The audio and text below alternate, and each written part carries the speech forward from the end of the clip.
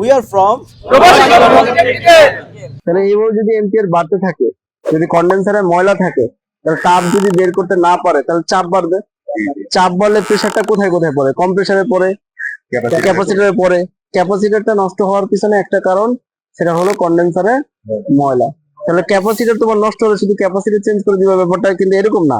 আগে দেখতে হবে কন্ডেন্সারে ময়লা আছে কিনা। এটা কিন্তু এখন নিরাপদ স্থানে নাই। অনেক গরম হয়ে গেছে, হাত দাও, হাত দাও। আমরা এখন ফ্যানটাকে চালু করে দিই। কত এম্পিয়ার নিছে? 15, 16 এম্পিয়ার চলে আসে, 16 এম্পিয়ার, তাই না? এম্পিয়ার বাড়তে থাকবে, কিন্তু আমরা যদি এখন ফ্যানটা আবার অন করে দিই, দেখো ফ্যানটা আমরা দিয়ে দিলাম, এখন দেখো তো এম্পিয়ারটা কম কিনা। তাহলে কন্ডেন্সার কি করতেছে? কন্ডেন্সারের ভিতরে যে রেফ্রিজারেন্টটা আছে সেটা তরলে পরিণত করতেছে। তরলে পরিণত করার ফলে প্রেসারটা কিন্তু কমে গেল। প্রেসার কমে গেল মানে কি? এম্পিয়ারও কমে গেল।